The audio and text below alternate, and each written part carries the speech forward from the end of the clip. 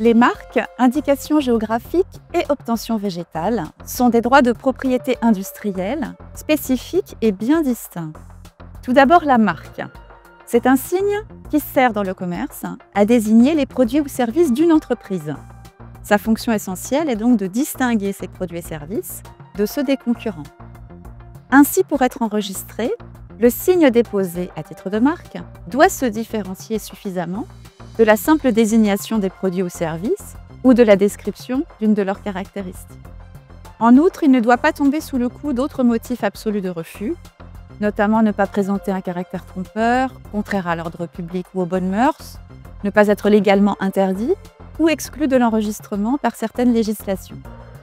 Par ailleurs, la marque peut être rejetée ou invalidée à l'initiative de tiers si elle porte atteinte à certains droits antérieurs, notamment une indication géographique.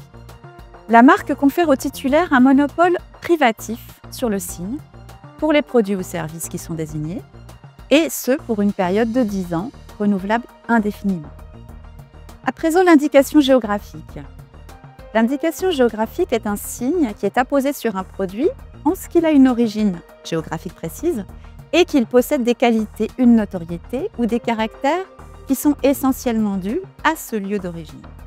Sa fonction essentielle est donc de garantir l'origine du produit, l'origine géographique, et ses caractéristiques liées à cette origine.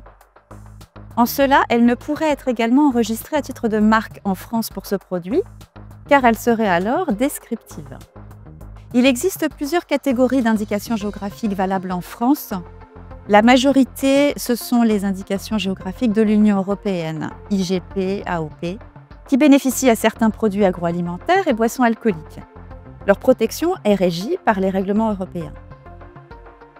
On citera également comme autre grande catégorie les indications géographiques de produits industriels et artisanaux, qu'on appelle IGPIA, qui existent en France depuis 2015.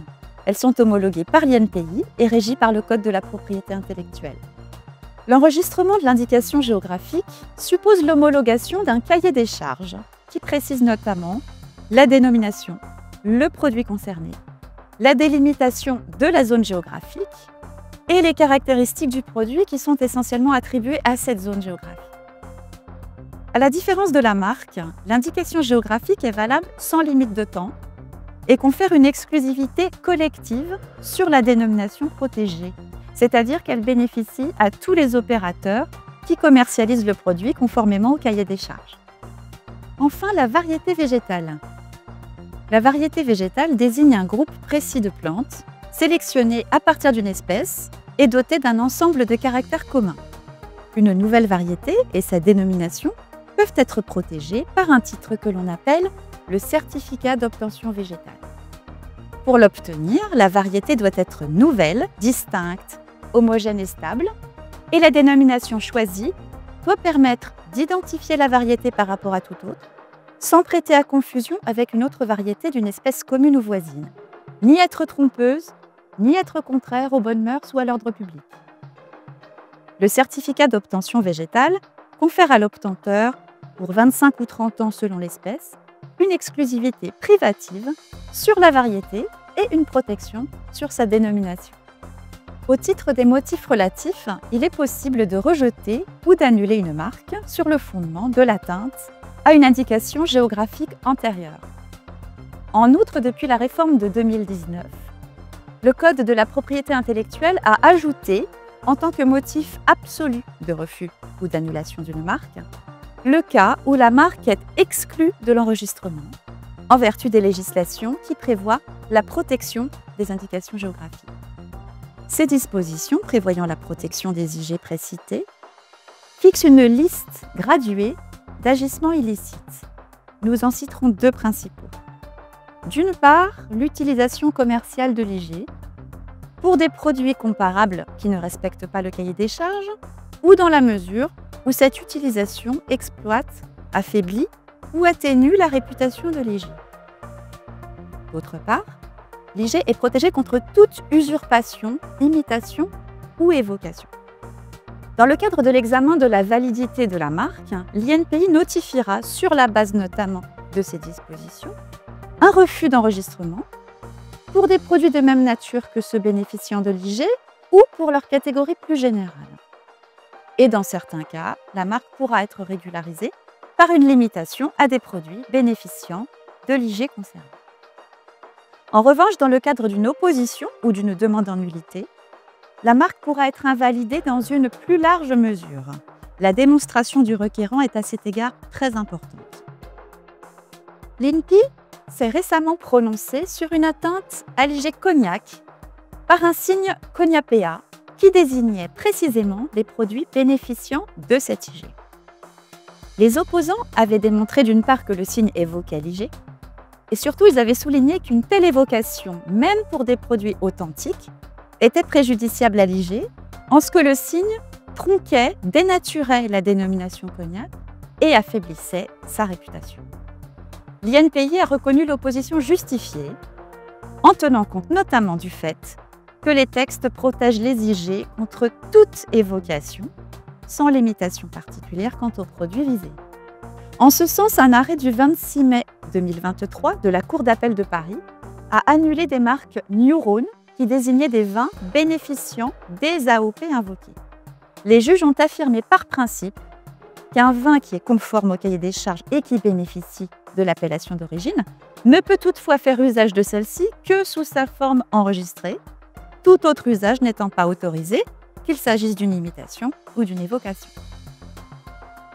Depuis la réforme du PEC et marque de 2019, le Code de la propriété intellectuelle prévoit, comme motif absolu de rejet ou d'annulation d'une marque, le cas où celle-ci consiste en la dénomination d'une variété végétale protégée ou la reproduit dans ses éléments essentiels, si les produits sont des variétés végétales d'une espèce commune ou étroitement liées.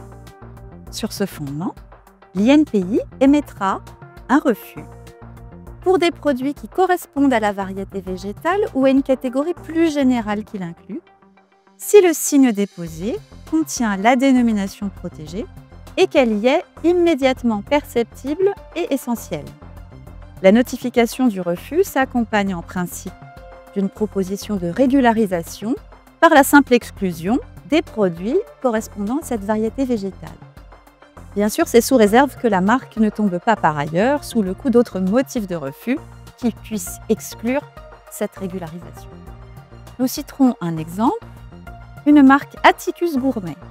Cette marque a fait l'objet d'un refus notamment pour des produits agricoles et horticoles, des plantes et des plants, parce qu'elle contenait le terme Atticus qui est le nom d'une variété végétale d'asperges, et que ce terme Atticus avait un caractère essentiel dans le signe, gourmet étant plus petit et non distinctif. La marque a été régularisée par la précision que les produits étaient à l'exclusion des asperges. La transposition de la directive européenne de 2015 a eu notamment pour effet en France de renforcer la protection de certains droits vis-à-vis des marques, notamment les obtentions végétales et les indications géographiques. La protection des obtentions végétales demeure toutefois assez limitée et donne lieu à peu de litiges. A l'inverse, les actions fondées sur les indications géographiques sont de plus en plus fréquentes et ambitieuses. Elles sont encouragées notamment par la jurisprudence de la Cour de justice de l'Union européenne qui favorise une protection forte des IG. À cet égard, un recours est actuellement pendant devant le tribunal de l'Union européenne. Il concerne une marque Nero Champagne. Ce litige sera peut-être l'occasion de recueillir de nouveaux éclairages sur la protection des IG à l'égard de produits qui en bénéficient. Affaire à suivre.